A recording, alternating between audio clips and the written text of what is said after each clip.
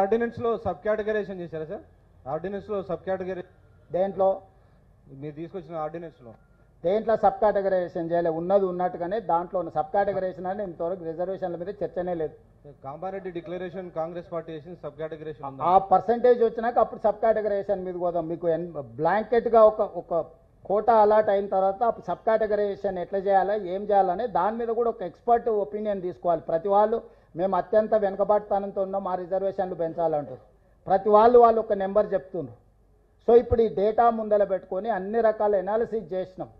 ఇప్పుడు independent experts advisory committee ఇచ్చిన నివేదికను సభలో పెట్టి చర్చ చేసి తద్వారా మీ అభిప్రాయాలు అందరూ కూడా పరిగణలోకి తీసుకుంటాం.